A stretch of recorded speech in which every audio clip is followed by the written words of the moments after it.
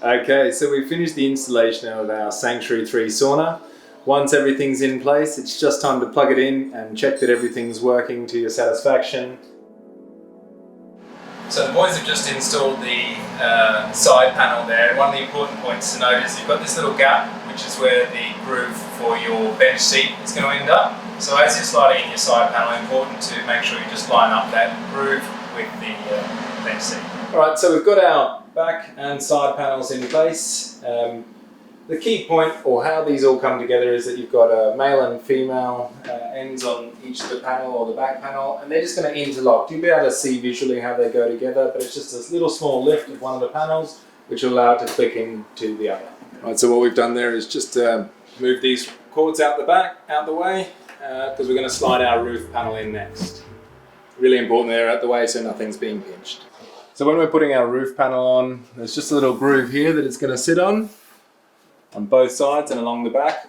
There's this little clip up the top here, so once we've positioned our roof panel, we just put that in place and click this down, which holds everything together. The next step is we're going to connect our wiring. Important to put down something to protect your floor, be it a piece of cardboard or a mat. We're going to use a work platform or a ladder there to be able to reach up to do our connections. Alright, so when it comes to connecting your cables up on top of the roof cap here, everything's color coded, also sizes will match together, so it'll be pretty straightforward for you. Once you've completed that process, you'll see there's a little recess on the roof where you can just tuck those back into and put the little cover down. The next step is we're going to put in place the glass panel of the Sanctuary 3 sauna. So the glass is going to slide in from the front on both sides, so it's going to slide along here and then into this little recess. A really crucial point to pay attention to is you're going to have to unclip one of your side panels that we've clipped into place in order to leave just that little bit of play, which is enough room to allow the glass panel to slide in. And then we're going to clip this side panel back to the roof panel once your glass is in place.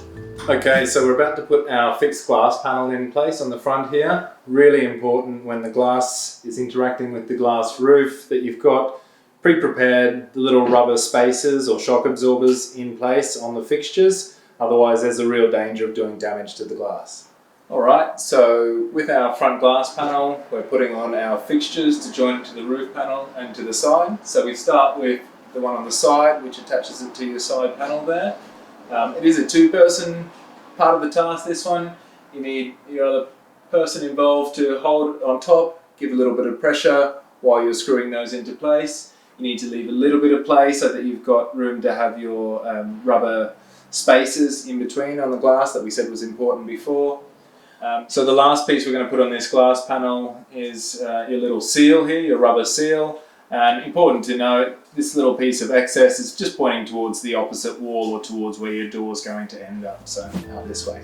Okay, so we've installed our first glass fix panel and then comes our second. This one is attached with the hinges to the door. So when you're putting this in place, there's the little groove for it to sit in down the bottom. So you're going to sit it into there, but in order to do so, you want to bring the door out at a right angle. Right, so in order that it's going to fit correctly.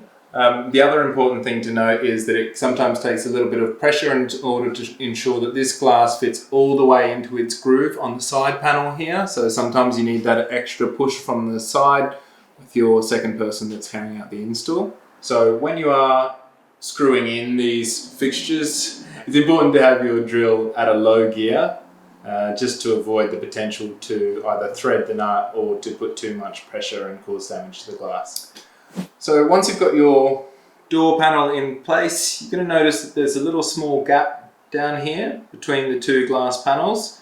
That's there on purpose. It's not some fault in the product. It's in order that fresh air or oxygenated air can enter the space, and it's part of the design stipulation. Alright, so we've got our door handle on, and now we've just put in the front heater panel that goes on our bench seat. So you just slide it into its little grooves. Then after that we've got these little cover plates that are going to go over the top of our wiring that sits beneath the bench seat. So then we've just put our bench seat cap in place. You'll notice that there's room at both ends or a little bit of play, so you slide it into place, and then we've got these spacers that you just pop in at each end to remove that play, and that's it in place. Alright, so the last step of assembly, once you've got your bench seat in place, is putting your full spectrum heaters in. When you plug those in, there's a little cavity at the bottom of the full spectrum heater that you'll be able to plug those or push those cords into so they sit nice and neat. Then you're going to bolt them onto the front of the glass. Really important on the bolts that you've got the little rubber spacer on both the front of the bolt and the back of the bolt, so either side of the glass. Yeah, that's super important. When you're screwing those in, just make sure that you start loosely on the top and the bottom and then finish them both to hand tight. And also a little note to self, it's good not to, or be careful not to handle the back of your full spectrum heaters because they're quite hard to clean afterwards. Okay, so we finished the installation of our Sanctuary 3 sauna. Once everything's in place, it's just time to plug it in and check that everything's working to your satisfaction. You'll feel the heat coming from your heaters, check your full spectrum heaters are working. You've got your chromotherapy unit up the top, all of your lights, all controlled by the control panel inside there. Also, if you do want to have some music on, you'll be able to look up the Bluetooth. You'll find infrared sauna in your Bluetooth settings in your phone. And there's a little switch for your speakers up next to the speaker, which you'll notice, and all that's left to do is enjoy.